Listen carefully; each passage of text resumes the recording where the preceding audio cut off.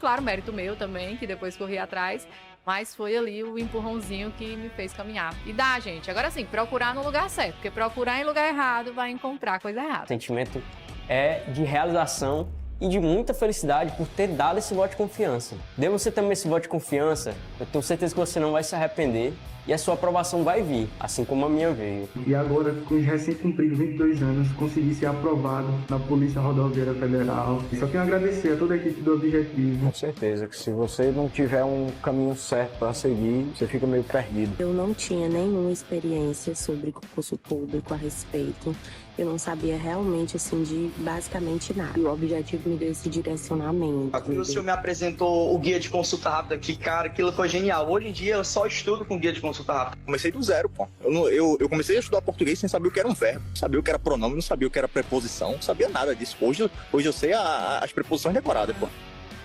Claro, mérito meu também, que depois corri atrás, mas foi ali o empurrãozinho que me fez caminhar. E dá, gente. Agora sim, procurar no lugar certo, porque procurar em lugar errado vai encontrar coisa errada. O sentimento é de realização e de muita felicidade por ter dado esse voto de confiança. Dê você também esse voto de confiança, eu tenho certeza que você não vai se arrepender e a sua aprovação vai vir, assim como a minha veio. E agora, com os recém-cumpridos 22 anos, consegui ser aprovado na Polícia Rodoviária Federal. Só tenho a agradecer a toda a equipe do Objetivo. Com certeza que se você não tiver um caminho certo para seguir, você fica meio perdido. Eu não tinha nenhuma experiência sobre concurso público a respeito. Eu não sabia realmente, assim, de basicamente nada. E o Objetivo me deu esse direcionamento. O senhor me apresentou o guia de consulta rápida, que, cara, aquilo foi genial. Hoje em dia eu só estudo com guia de consulta rápida. Comecei do zero, pô. Eu comecei a estudar português sem saber o que era um verbo, não sabia o que era pronome, não sabia o que era preposição, não sabia nada disso. Hoje eu sei as preposições decoradas, pô. Olha eu aqui, professor Ticiano Lavô, a seu dispor pela Tribo Concurso, com muita honra e satisfação para, a partir de agora, a gente dar uma analisada na última prova do concurso da Polícia Militar do Estado de Pernambuco. A última prova, claro, da nossa disciplina, aquela disciplina que eu ministro para vocês aqui pela Tribo Concurso, História de Pernambuco, tá? E a gente vai ver que a banca organizadora, no caso a AOCP, Instituto AOCP, ela pegou uma prova, ela elaborou uma prova de História de Pernambuco, que eu vou te contar uma coisa.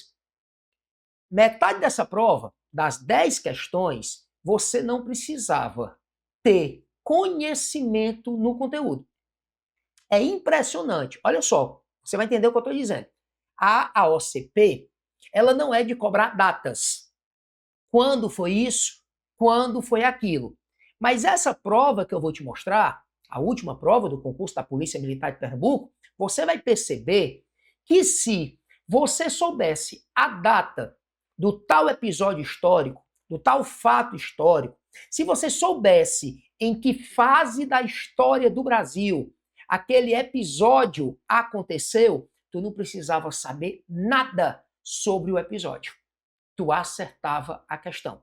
Entendam, eu não estou te dizendo aqui que a AOCP é uma banca que cobra datas. Não, nem é. Decoreba, quando foi isso? Em que dia foi aquilo? Não. No entanto, é o tipo de prova que se tu tivesse noção de datas, de recorte temporal, de fases históricas, no caso, história do Brasil, onde está inserida a história de Pernambuco, tu acertaria pelo menos metade dessas questões, das 10. Bora para cima? Bora para cima. Eu vou analisar aqui a prova tipo 1, tá? A tipo 1 do último concurso da PM Militar de Pernambuco. Inclusive, eu fiz questão de colocar, ó, você vai ver aí, ó, até a numeração exata da prova, tá? A primeira questão de história de Pernambuco é a questão de número 11, nessa prova tipo 1 do último concurso PM Pernambuco. Bora para cima? Bora para cima. Lê aí comigo, ó. A formação de Olinda, tá? A formação de Olinda está relacionada a um fidalgo português que chegou à região em 1534. Esse personagem histórico é seguinte, Olinda, guarda logo aí também, né? Olinda é a primeira vila fundada em Pernambuco, tá? A Vila de Olinda foi fundada em 1537. Tu lembra da história que quando Portugal resolveu colonizar o Brasil, essa decisão ali, em 1530 mais ou menos, Portugal teve a ideia de dividir o Brasil em lotes de terra. 15 lotes de terra, chamados de quê? Capitanias hereditárias. E cada uma dessas capitanias foi entregue para a responsabilidade de uma pessoa que a gente chama de donatário. No caso, a capitania de Pernambuco, ela foi entregue a um donatário chamado Duarte Coelho.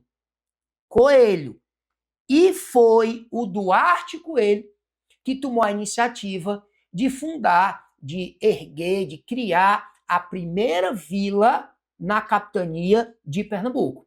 Só tem um pequeno detalhe, olha só, essa questão, a resposta seria o quê? Item E de Eguinha Pocotó. O problema é que, na época da prova, muitos candidatos entraram com recurso. Por quê? Porque o Duarte Coelho, ele só teria chegado à capitania de Pernambuco em 1535. Aí ele foi procurar um local legal para fundar a primeira vila. Aí achou, quem conhece Olinda, eu conheço Olinda muitíssimo bem. Pode perceber que Olinda é um lugar, é uma colina, né? É um lugar alto, elevado, tá? Diz, inclusive, que o Duarte Coelho teria dito, né? Olinda, região, Olinda, área para se fundar a vila. E aí chamaram a vila, né? Futuramente vão botar o nome de Olinda. Só tem um detalhe, ele teria chegado por volta de 1535. E bem aqui diz, ó, 1534, no enunciado. Eu só sei de uma coisa, no gabarito definitivo, a AOCP considerou a questão nula. Ela anulou a questão. Eu não sei nem que milagre foi esse. Por quê? Eu acredito que a AOCP ela não é uma banca que tem o perfil de anular questões facilmente, sobretudo quando o candidato diz assim, não, que induziu a gente ao erro. Não, tá? Aqui eu não estou vendo nenhum outro nome que me confunda, que me induza ao erro. Foi Duarte Coelho, o donatário da capitania de Pernambuco, que fundou ali o responsável pela formação da primeira vila de Pernambuco. Mas a banca, a OCP, anulou a questão. Por causa dessa questão cronológica aqui, ó. Ela colocou aqui que foi em 1534. E não, o Duarte Coelho teria chegado na região em 1535, pois a questão foi considerada nula. Mas para mim, o que importa é que você tenha entendido quem é Duarte Coelho e que sim, foi ele. Ele é o nome atribuído à criação dessa vila Olinda. Show de bola? Show de bola. Então, bate o teu printzinho aí, bora para a próxima. Olha o tamanho da gigante, é bem facinho, ó. Assinale a alternativa que apresenta corretamente aspectos relacionados à Guerra dos Mascates.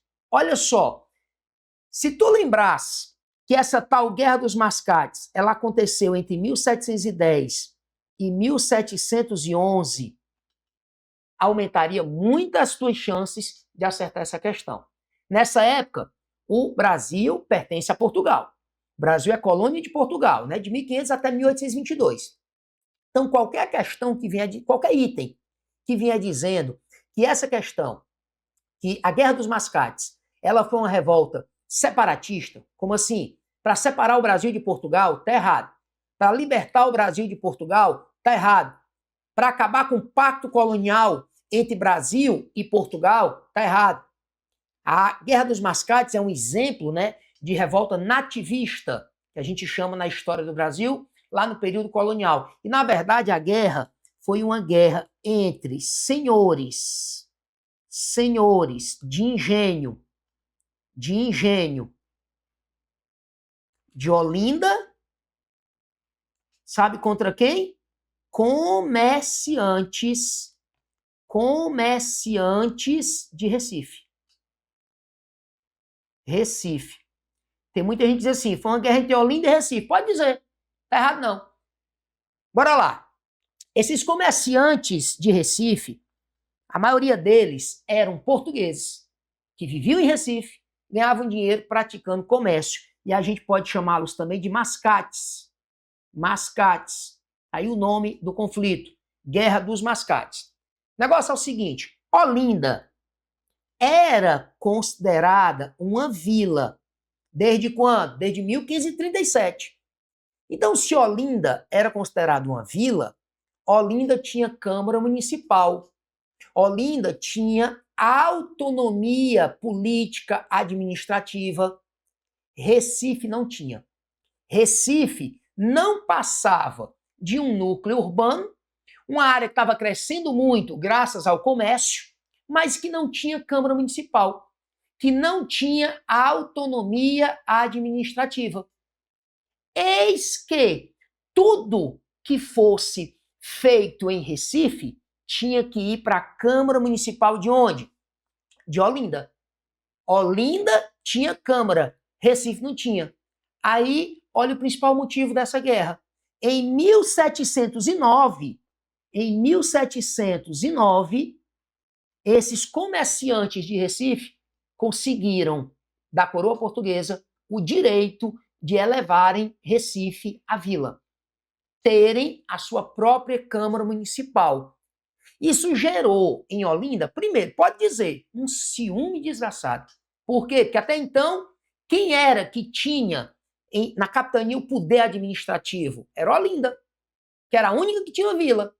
Recife tinha força econômica? Tinha. Tinha os comerciantes, os mascates? Tinha, mas não tinha autonomia política, não tinha Câmara Municipal, não era considerada vila. Pois no momento em que Recife passou a ser considerada vila, 1709, isso gerou a ira dos senhores de engenho, da aristocracia rural, dos fazendeiros, produtores de açúcar, principalmente, de Olinda. Eu vou contar um segredo que fica só aqui entre nós. Tinha muito senhor de engenho, inclusive, que comprava, né, senhor de engenho de Olinda, que comprava dos comerciantes de Recife fiado e ficava devendo. Tinha muito senhor de engenho de Olinda endividado com os comerciantes de Recife. Mas havia uma espécie de troca de favores. Sabe por quê? Porque muitos desses senhores de engenho eram exatamente os membros da Câmara Municipal de Olinda. Na época eles chamavam de homens bons, né?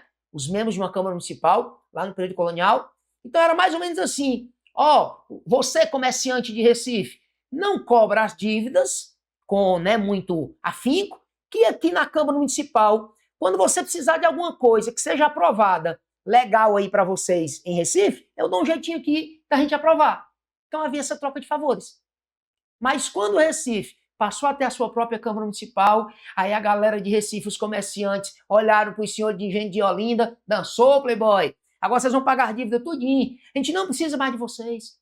Nós temos a nossa própria Câmara Municipal. Pois numa bela manhã de domingo, não sei nem se foi numa manhã de domingo, os senhores de engenho de Olinda, em 1710, juntaram uma tropa armada, sabe de quê?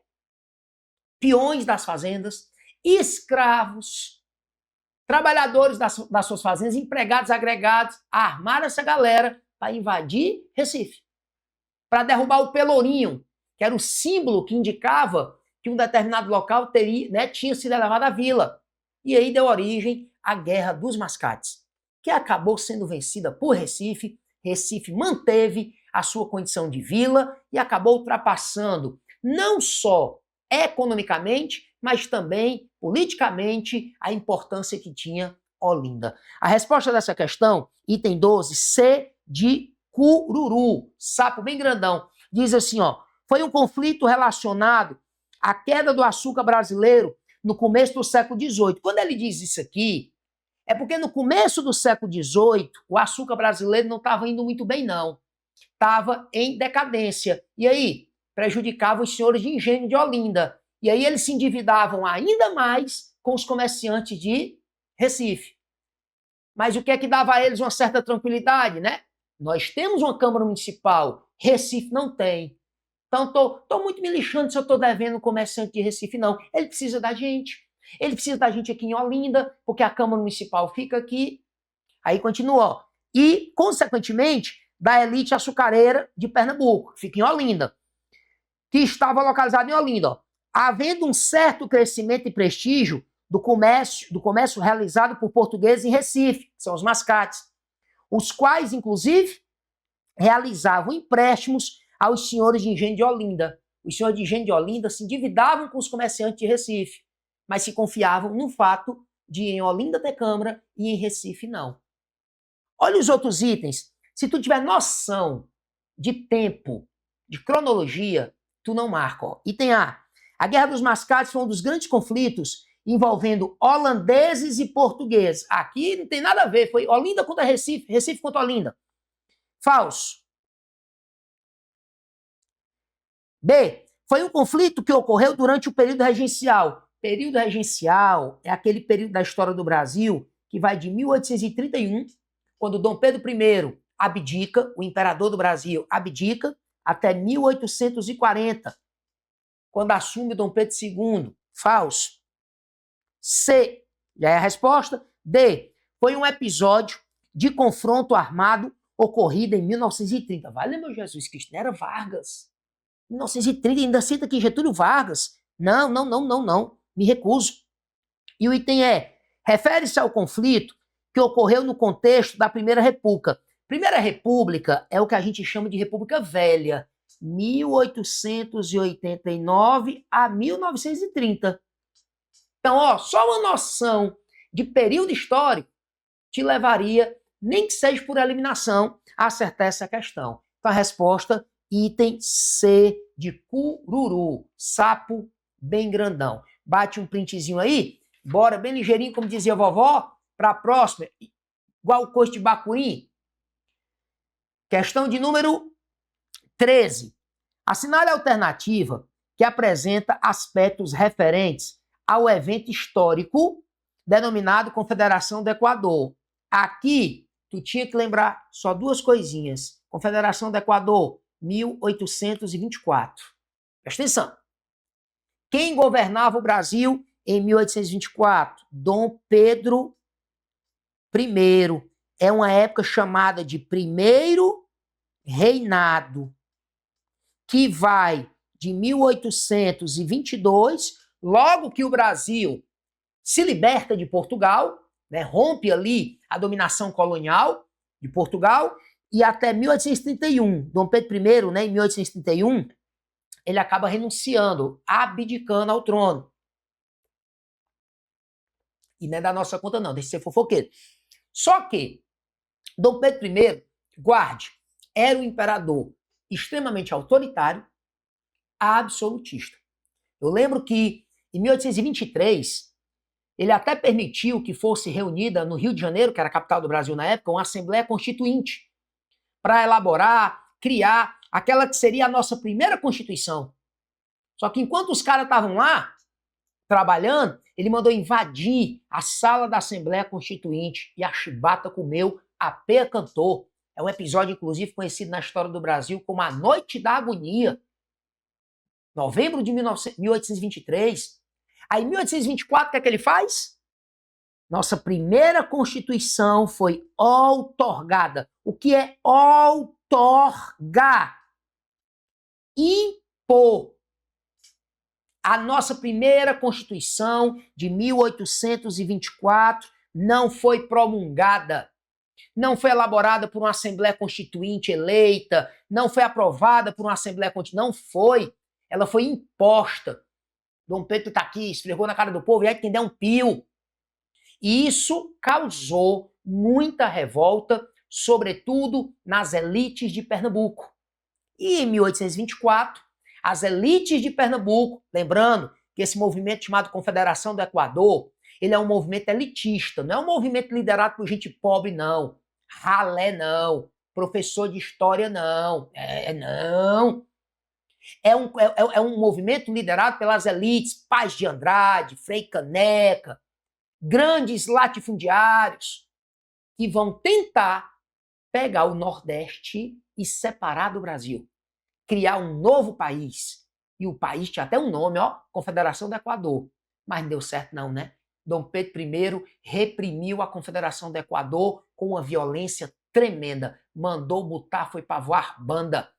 Foi talvez, até hoje, o maior massacre, o maior derramamento de sangue já visto na história do Nordeste brasileiro.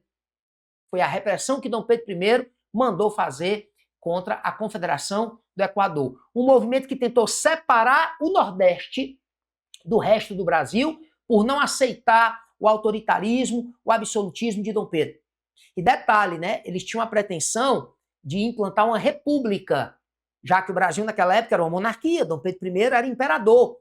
A Confederação do Equador é um movimento de caráter republicano. Agora olha os itens. Item A, movimento que ocorreu no começo do primeiro reinado, em 1824. Até aí tá certo, né? E que, entre outros pontos, possuía um caráter republicano e era contrário à monarquia. Queria derrubar Dom Pedro I e implantar uma república. Olha, já é a resposta. Agora bora ver como os outros dá para eliminar bem facinho. B, movimento que ocorreu no final da década de 1960. Pelo amor de Deus. Lá em 1824. Viu quando eu disse no começo, ó? Se tivesse noção de data, tu acertava essa prova quase toda. Por mais que a banca não esteja te cobrando data, mas te ajudaria. C, foi uma rebelião que aconteceu no período regencial. Falso, foi no primeiro reinado. O período regencial vai vir depois do primeiro reinado. Quando Dom Pedro renunciar bem aqui, em 1831, aí vai começar o período regencial, que a gente chama de regência. Falso. D, refere-se à revolta que ocorreu na cidade de Olinda, no século XVIII, 1824 é século XIX, já não tem mais nada a ver. Aí ainda diz assim, né? Contrária à elevação de Recife como centro da capitania de Pernambuco. Aqui você poderia associar até a Guerra dos Mascates, tá? E o item E, ocorreu já no final do período imperial, pelo contrário, é começo do período imperial. O Império no Brasil vai durar de 1822, quando assumir Dom Pedro I, aí Dom Pedro I renuncia em 1831, vem a regência, depois da regência vem Dom Pedro II, e Dom Pedro II fica até 1889. Esse período aqui todinho é Império. 1822 a 1889. Quando só então, né, em 1889 é proclamada a República. Então, o item tá falso. É, de fato, o item A de Amozinho. Eu vou te dizer, essa prova da OCP, do último concurso de Pernambuco, Polícia Militar de Pernambuco, ela foi considerada de um nível médio para baixo, viu? Médio para baixo. Próximo. 14, assinale a alternativa que não corresponde a um patrimônio imaterial de Pernambuco registrado pelo IPHAN, Instituto do Patrimônio Histórico e Artístico Nacional. Primeiro entenda uma coisa, né? Quando eu falo patrimônio imaterial, eu estou me referindo aos bens que não são concretos, que não são palpáveis, que não são tangíveis. Porque esses que eu estou citando agora é patrimônio o quê? Patrimônio material. Tá? O patrimônio material, ele é tangível. Tangível. O que é isso? Palpável, concreto. Você pode pegar um prédio, uma casa, uma praça, uma obra de arte, um quadro, uma cadeira, um móvel, pode. Aí seria patrimônio o quê? Material. O patrimônio imaterial são bens o quê? Intangíveis. Como assim? São bens não palpáveis, concretos, são manifestações, como danças, práticas, tradições.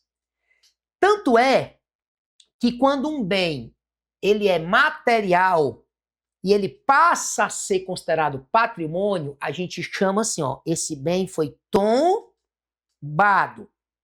Passou a ser reconhecido como patrimônio. Mas quando se trata de um bem imaterial, a gente costuma dizer assim, ó, esse bem foi reconhecido como patrimônio, tá? E outro detalhe, quando um bem, aí pode ser material ou imaterial, ele é tombado ou reconhecido pelo IPHAN, Aí é a nível nacional. Esse reconhecimento, ele passa a ser o quê? Nacional. Ele passa a ser um patrimônio nacional. Porque pode ser também na esfera estadual. Pode ser tombado ou reconhecido, dependendo se é material ou imaterial, só na esfera estadual. Pode. E pode ser também na esfera municipal. Tombado ou reconhecido. E se eu te disser, pode ser nas 3 esferas ao mesmo tempo. Aí aqui, eu considero, das 10 questões que caíram nessa prova, do último concurso da Polícia Militar de Pernambuco, eu considero a mais complicadinha. Por quê? Porque é de lascar, né? Eu tenho que lembrar, eu tenho que saber, primeiro, se o bem. Aqui ele pelo menos deixa claro que todos são imateriais, intangíveis, não palpáveis. Então, ele vai aí citar manifestações, ele vai citar tradições, danças. Agora, primeiro eu tenho que saber se é reconhecido e se é reconhecido pelo IPHAN, porque o IPHAN é o órgão responsável, né, pelo tombamento ou reconhecimento de algum bem, material ou imaterial, nacionalmente. Aí é de lascar. Mas aqui eu te digo, o Maracatu Nação é um bem imaterial reconhecido pelo IPHAN. Desde sabe de quando? Desde 2014, tá? É conhecido também como baque virado, né? É uma manifestação também conhecida em Pernambuco como baque virado, ou Maracatu Nação. Uma expressão, né, da tradição popular pernambucana desde o século XVIII. Então ele quer o que não é, né? Bora lá. B, a Feira de Caruaru, desde 2006, que a Feira de Caruaru é reconhecida pelo IPHAN, como patrimônio o quê? Imaterial. Detalhe, não são as barraquinhas, não é a manifestação, a tradicional Feira de Caruaru, é a vida, são as relações que acontecem ali na Feira de Caruaru, que acontece, né, aos sábados, inclusive, no Parque 18 de Maio, em Caruaru, tá? A própria história da cidade de Caruaru se confunde com a história dessa feira. É sim. Item C, cavalo marinho. Cavalo marinho também, desde 2014, é uma brincadeira popular que mistura dança, que mistura coreografias, que mistura performance, que acontece no período natalino, tá? E também na Paraíba. É uma manifestação, uma tradição popular que também é muito forte na Paraíba. E em 2014 foi considerado sim, tá? Agora, olha só o item D, como a banca foi, nesse ponto aqui, ela foi covarde. Ofício das paneleiras de Goiabeiras. É sim, uma manifestação, um patrimônio imaterial reconhecido pelo IPHAN, sim. Só que é lá no estado do Espírito Santo, bebê. Espírito Santo. Então é a resposta da questão, porque ele quer o que não é. E o frevo, não precisava nem eu falar, né, bebê? Desde 2007 que o IPHAN, ele passou a reconhecer o frevo como o quê? Patrimônio imaterial do Brasil. E digo mais, meu, anote aí, viu? Em 2012, a Unesco, ligada à ONU, passou a considerar o frevo patrimônio imaterial da humanidade. Desde 2012, patrimônio imaterial da humanidade. Então, a resposta, item D de dia. Não D de noite, D de dia. Bate um printzinho aí. Bora para a próxima. A invasão holandesa na região Nordeste e, evidentemente, em Pernambuco, está relacionada, entre outros pontos, aos interesses comerciais da... Bora lá. Você sabe que durante o período colonial, principalmente... Vamos lá, período colonial, período em que o Brasil pertenceu a Portugal, de 1500 a 1822. Século XVI, e século XVII, não tenha dúvida alguma, a principal atividade econômica realizada aqui no Brasil foi a produção de quê? De açúcar. Foi, inclusive, o produto escolhido pelos os portugueses para dar início à colonização lá no século XVI. E não tenha dúvida alguma, o grande centro produtor de açúcar do Brasil foi o Nordeste e principalmente Pernambuco. Olinda, sobretudo Olinda, tá? Só sei que numa bela manhã de domingo, em 1630, olha, uma esquadra naval, não sei quantos navios de guerra da Holanda invadiram Pernambuco. Pensando em quê, bebê? Pensando em controlar, em dominar a produção açucareira do Brasil, cujo foco era em Pernambuco. E eu vou te dizer, durante 24 anos, 1630 a 1654, os holandeses foram literalmente os donos do que hoje a gente chama de Pernambuco. Aliás, durante esses 24 anos, os holandeses expandiram seus domínios sobre quase todo o Nordeste. Eu diria aqui que só a Bahia que conseguiu resistir, inclusive 5 anos antes deles chegarem aqui nesse ataque a Pernambuco, né? Lá em 1625, 1624 para 1625, eles tentaram invadir a Bahia, mas fracassaram. E aí retornaram em 1630 e dominaram Pernambuco e depois saíram dominando o resto do Nordeste todinho, com exceção da Bahia. Durante 24 anos, o Nordeste brasileiro pertenceu aos holandeses. E o foco, a prioridade dos holandeses, sem dúvida, era Pernambuco. O grande produtor, o maior produtor de açúcar naquele momento. Detalhe, a invasão holandesa ela foi extremamente organizada, presta atenção, eu vou dizer, organizada, planejada e profissional. Como assim? Foi criada uma empresa para contratar homens, treinar homens, comprar navios, preparar. Houve todo um planejamento através de uma empresa que vai ser a responsável, essa empresa, uma empresa privada, particular, mas que tinha a participação da coroa holandesa, do Estado holandês, como se fosse ali, eu vou dizer aqui, mas pelo amor de Deus, não anote isso não, uma parceria público-privada, onde havia ali uma sociedade, onde os lucros que a empresa obtivesse com essa dominação no Nordeste holandês, com essa dominação sobre a produção açucareira aqui no Brasil, seriam repartidos com a coroa holandesa. Essa empresa se chama Companhia das Índias Ocidentais. É o que ele quer aí, ó, os interesses comerciais da Companhia das Índias Ocidentais. Item D de dia, não D de noite. Professor, tinha uma Companhia das Índias Orientais também, não tinha? Tinha. Também holandesa. Só que a Companhia das Índias Orientais, como o próprio nome sugere, ela fazia a mesma coisa que a Companhia das Índias Ocidentais faz, só que dominando, conquistando, invadindo territórios no Oriente, na Ásia. A Companhia das Índias Ocidentais, o objetivo das ocidentais era, como o próprio nome diz, o Ocidente. Era de olho na colônia portuguesa, Brasil. Tá? Então, cuidado.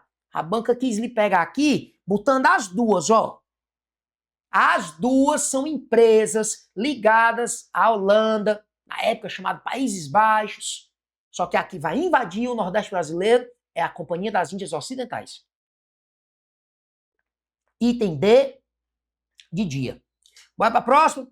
Bora para a próxima. Questão 16.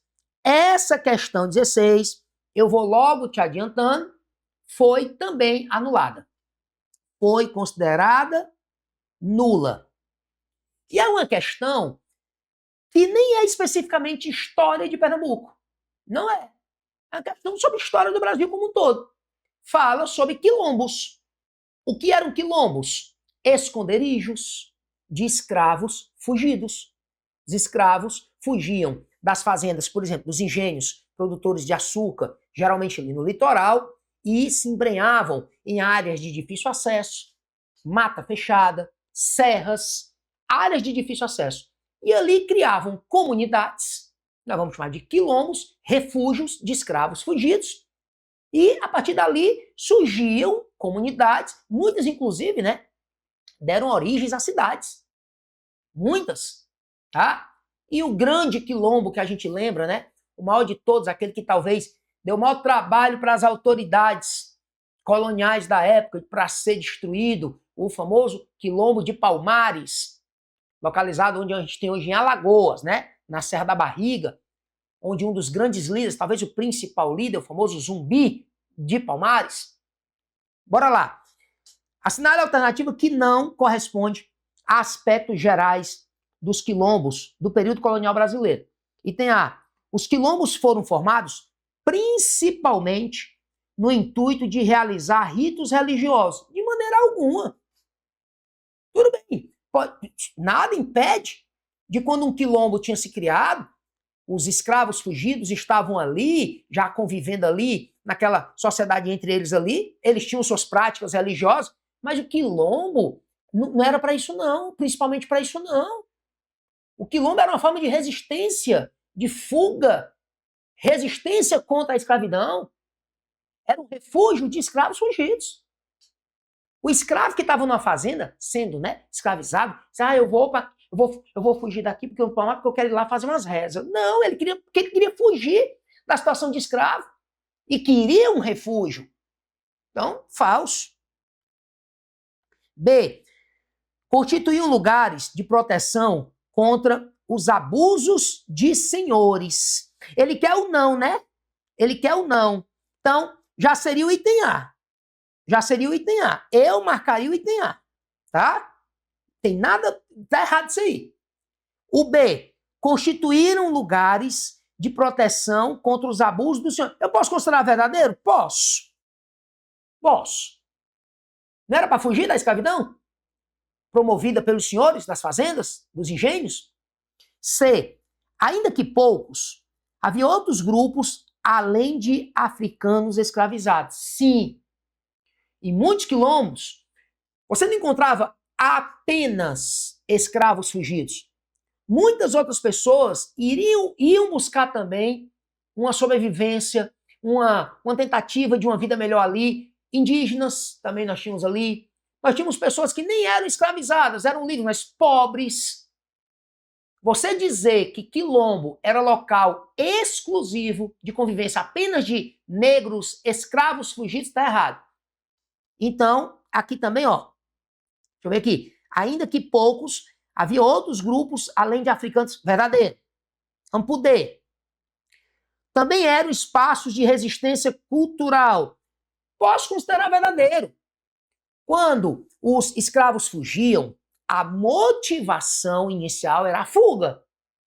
E ali nos quilombos, eles iriam continuar, eles iriam tentar viver a vida deles, baseado nos costumes, na cultura. Então, é uma forma de resistência cultural também. Até hoje, vejam as comunidades quilombolas que nós temos no Brasil, que tentam, né, persistem, e não estão mais do que no direito deles, de buscarem manter a sua cultura, as suas tradições de matrizes africanas. É sim.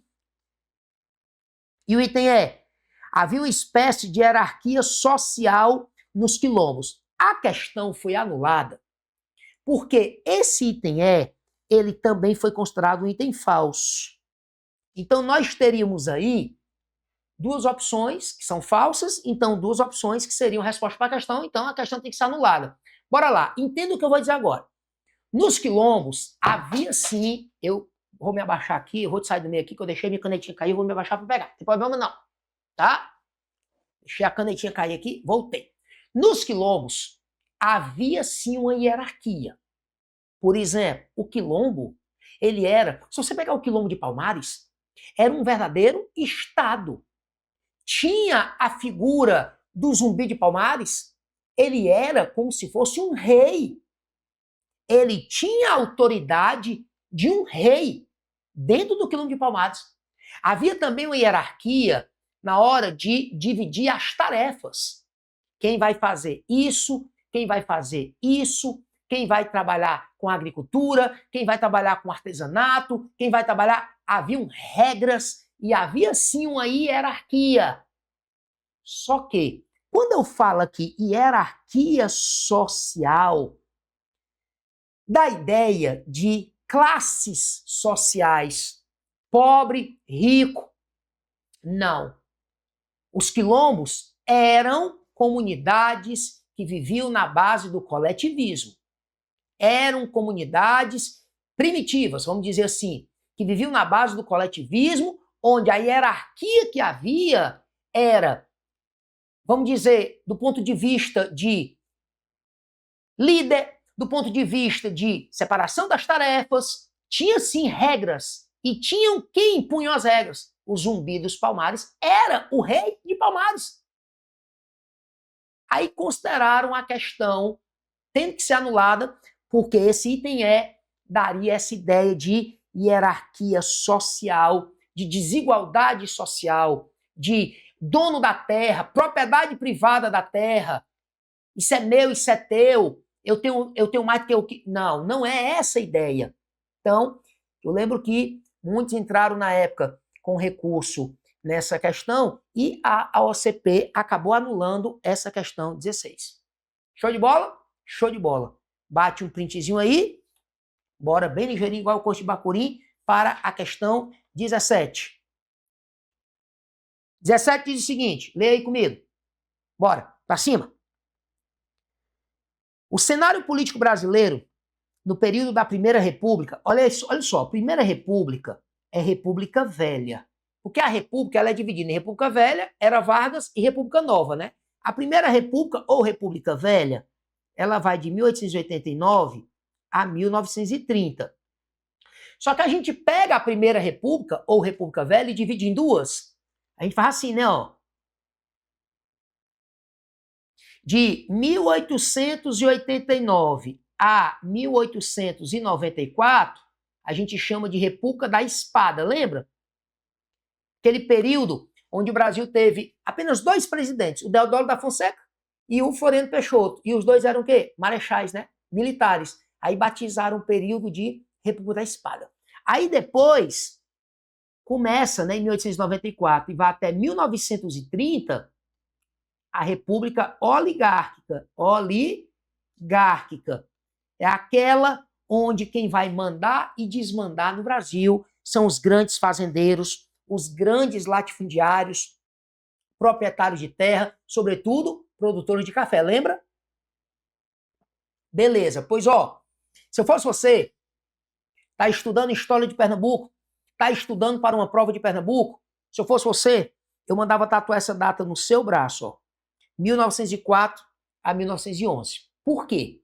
E ela está em que período? Ela está dentro da República Oligárquica, que, por sua vez, está dentro da Primeira República, da República Velha. Esse período aqui, ó, é um período onde um sujeito chamado Francisco Rosa e Silva, Francisco Rosa e Silva, essa família Rosa e Silva, quem é de Pernambuco sabe muito bem do que se trata. Esse sujeito, ele já foi, preste bem atenção, Francisco Rosa e Silva, ele foi vice-presidente da República, na época que o presidente era o Campos Salles, lá na República Oligárquica. Ele foi vice-presidente. Ele foi senador por Pernambuco 3 vezes. Ele foi deputado federal. Ele foi presidente da Câmara dos Deputados. Ele foi presidente do Senado. Ele foi ministro da Justiça em 1889.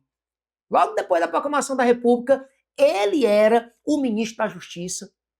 É um dos homens mais emblemáticos, mais poderosos, mais importantes da política de toda a história do estado de Pernambuco. Agora, uma coisa curiosa. Ele nunca foi governador de Pernambuco. Nunca foi. Mas durante esse período aqui, ó, durante esse período aqui, 1904 a 1911, todos os governadores de Pernambuco comeram na mão dele. Todos. Eram marionetes dele. Eu costumo comparar, quem conhece a história do Ceará, com Acioli, Nogueira Acioli. Então, esse período de 1904 a 1911 foi um período onde quem mandou e desmandou em Pernambuco foi Francisco Rosa Silva. Apesar dele não ter assumido, em momento algum, o governo.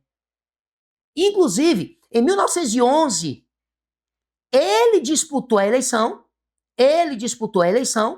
para o governo de Pernambuco, ganhou a eleição, ganhou.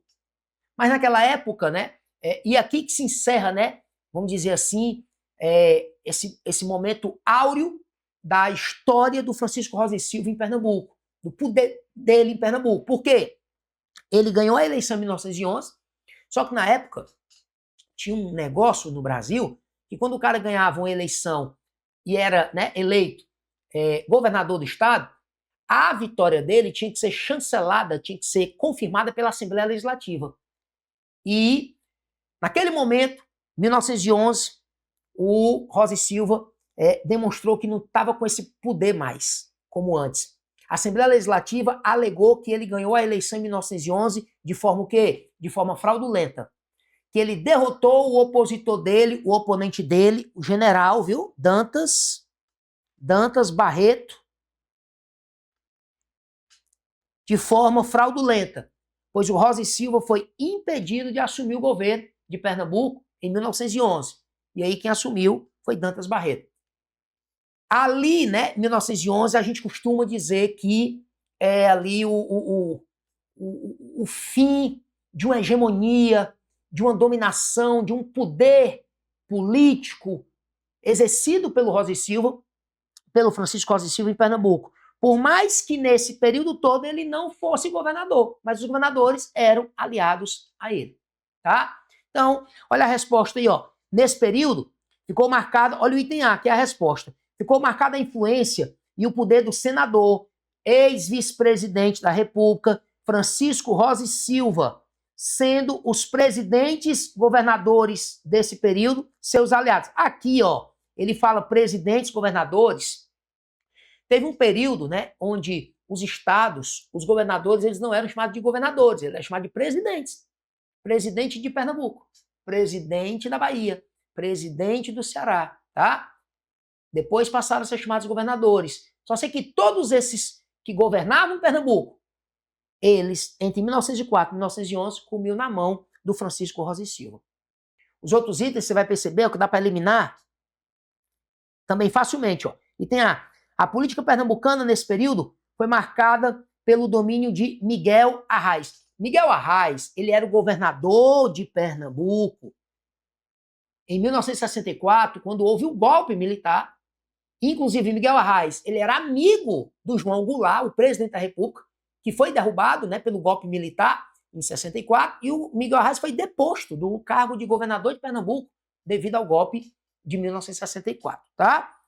Item C. O cenário político pernambucano nesse período teve como característica a pluralidade de representantes no poder do Estado. Não. Quem dominava o Estado de Pernambuco, quem mandava no Estado de Pernambuco, era o grupinho dominado pelo Francisco Rosa e Silva. Inclusive, o Francisco Rosa e Silva era o dono, praticamente, do partido político que mandava em Pernambuco, Partido Republicano Pernambucano. Item D. Nesse período, o governo do Estado esteve no controle da família Campos, que exerceu o poder por mais de 40 anos. Tá meio aí desformatado aí o item, mas deu para você entender. Não, era a família Rosa e Silva. Item E. Durante esses anos, o governo de Pernambuco esteve nas mãos de Dantas Barreto. Não, Dantas Barreto vai assumir Pernambuco em 1911, quando o Francisco Rosa e Silva foi impedido. A Assembleia alegou que o Francisco Rosa e Silva tinha vencido aquela eleição praticando fraude. E aí quem foi empossado foi o Dantas Barreto. Mas ele está falando aí é do período entre 1904 a 1911.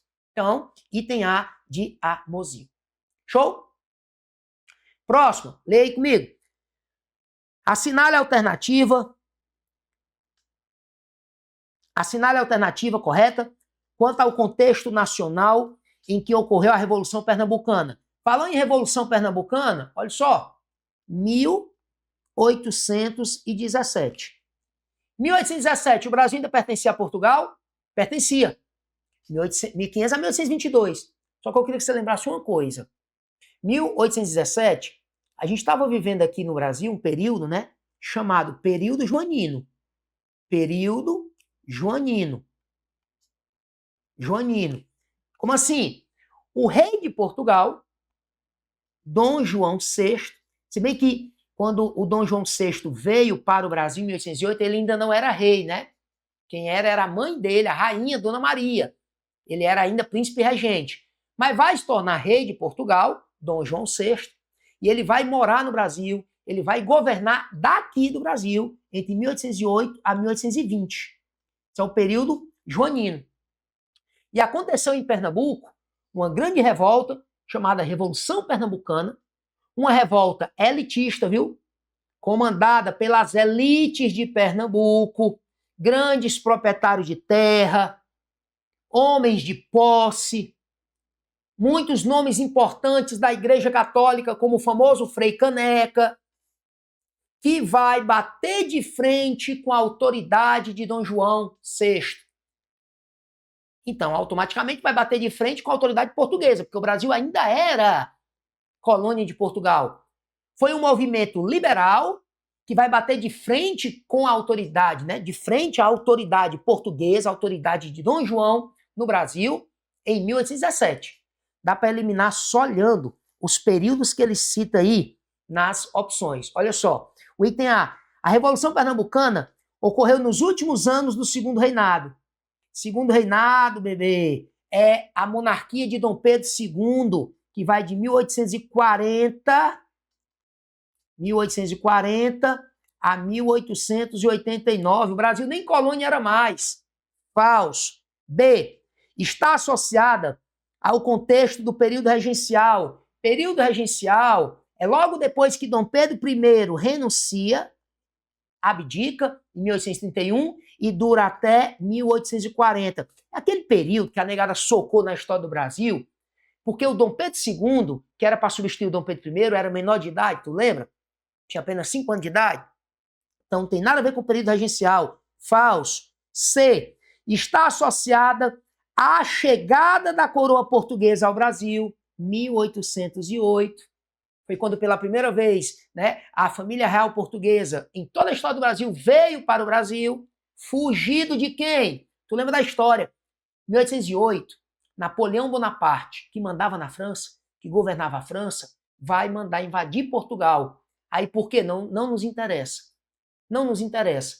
E aí, Dom João, Dona Maria, a mãe dele, que era a rainha, e a coroa portuguesa, toda a monarquia portuguesa, fugindo da invasão francesa, em 1808, vem para o Brasil. A vinda da família real está associada a isso.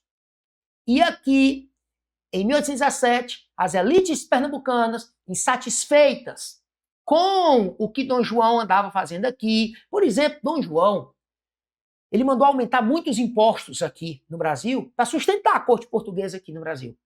E as elites pernambucanas ficaram puta de raiva com essa carga tributária altíssima. E aí bateram de frente com a autoridade, contra, né, a autoridade de Dom João. Aí, ó, está associada à chegada da coroa portuguesa ao Brasil, fugindo dos franceses. Na colônia, a coroa aumentou impostos e continuou a privilegiar os portugueses. Dom João era português, ele privilegiava portugueses que viviam no Brasil.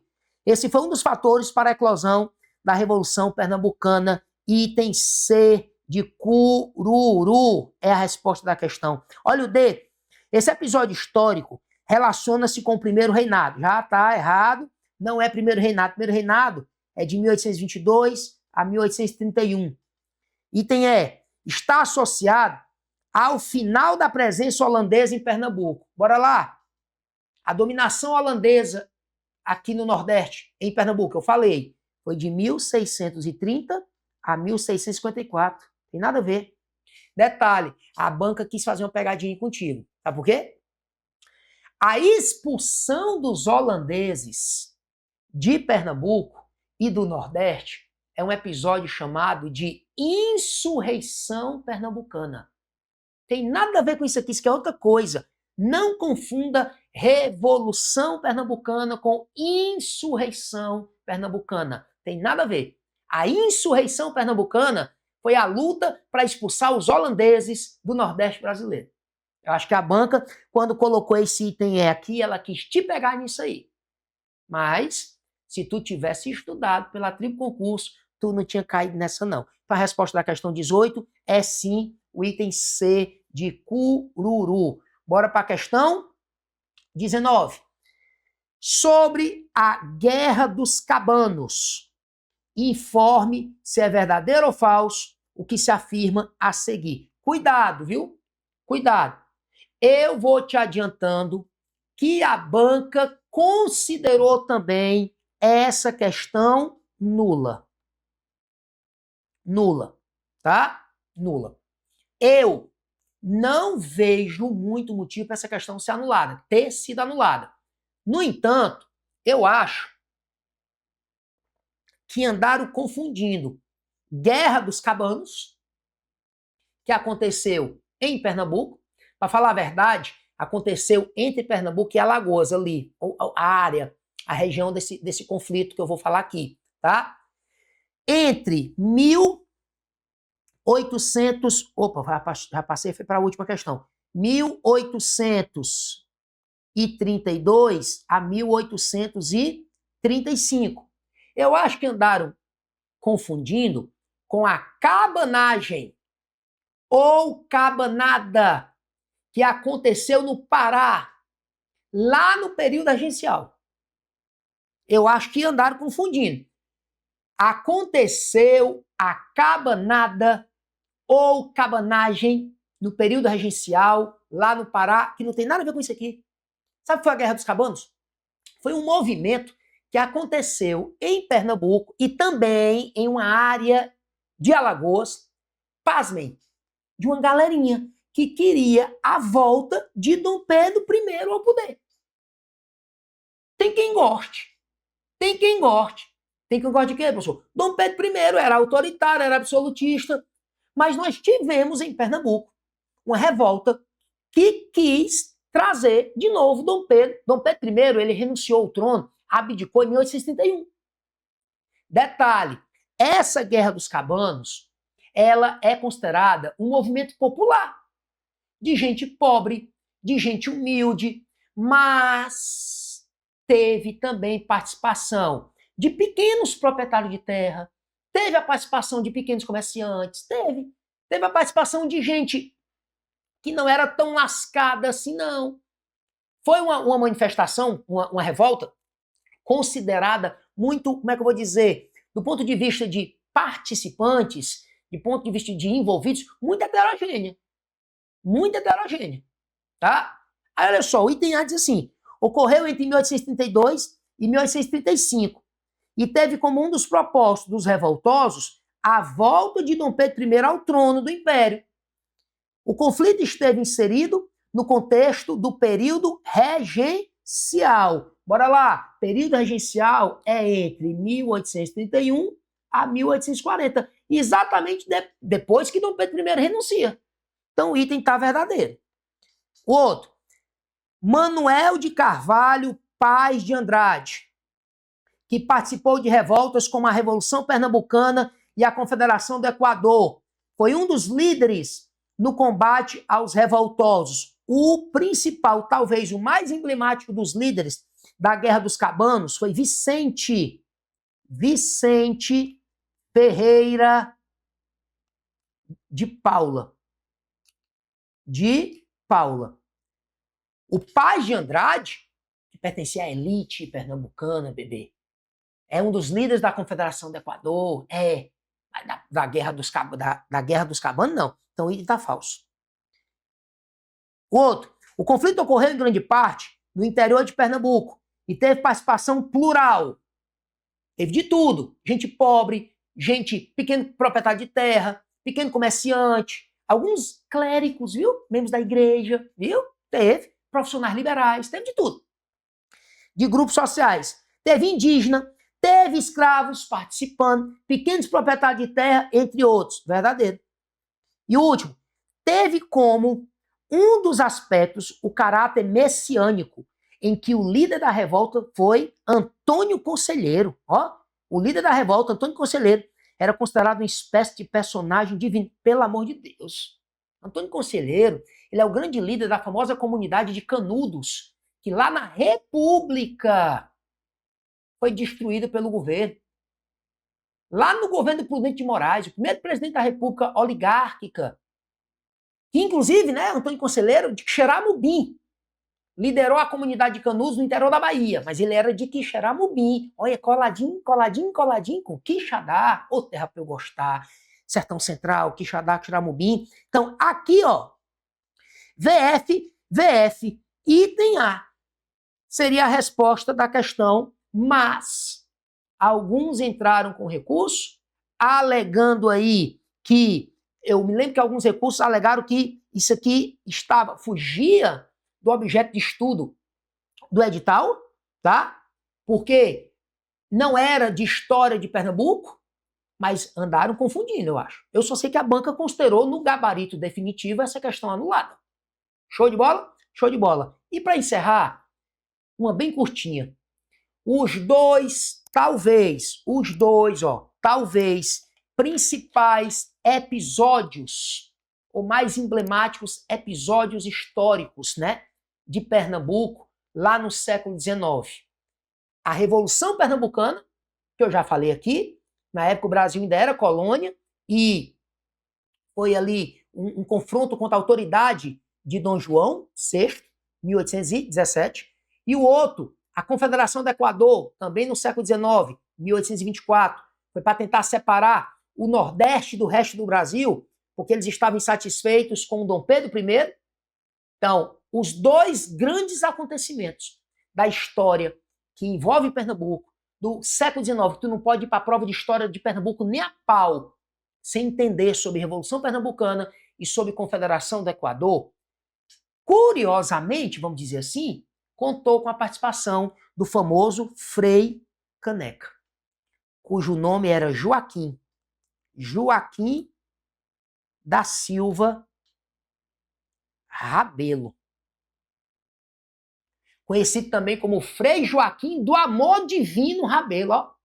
Frei Joaquim do Amor Divino Rabelo.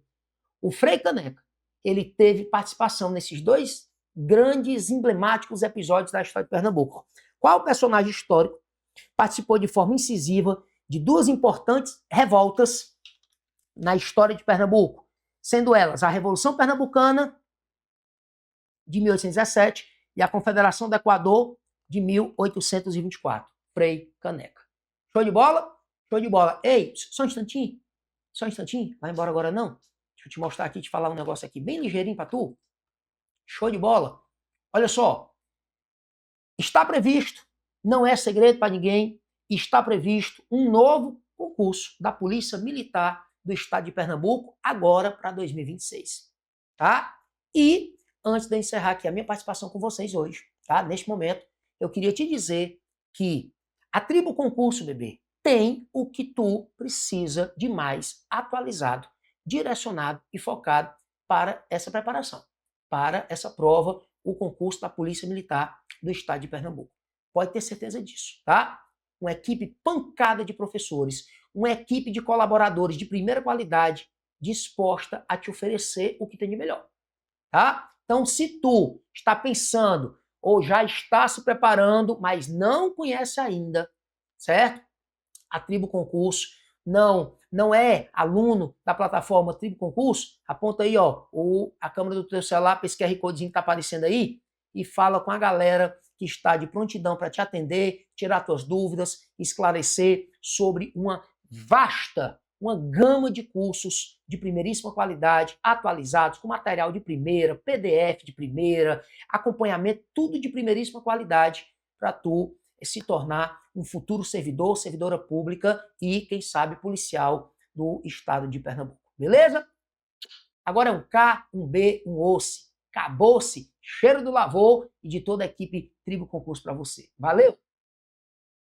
Uma super aula que eu sei que você está acompanhando. É isso, a nossa tribo te entrega sempre aulas gratuitas para você. Todos os dias, nos 3 turnos, você tem aula para vários concursos públicos. Eu quero que você continue aproveitando essa aula, porque realmente ela foi feita para você. E olha, não esqueça, nós temos a assinatura completa e limitada 2.0, onde você tem acesso a essa aula desse professor e, claro, a qualquer professor da nossa plataforma. Lá dentro, você tem acesso a mentorias comigo, onde eu te ensino a estudar para concurso e todos os professores te acompanham durante o teu percurso de preparação, além de várias videoaulas de todos os concursos públicos, PDFs com tabelas, imagens e gráficos, guias rápidos de consulta, flashcards, simulados, subindo todo domingo na sua plataforma. Você precisa ser acompanhado na condução da sua preparação para você subir o nível. E é por isso que eu estou te convidando para a mais incrível plataforma em formato de assinatura do Brasil para a sua preparação. Não perca tempo! Se esse vídeo está aparecendo para você, é porque você realmente precisa dar um passo significativo para a sua mudança de vida. Assine agora a assinatura limitada 2.0 da Tribo e saia na frente da concorrência. Vem pra Tribo!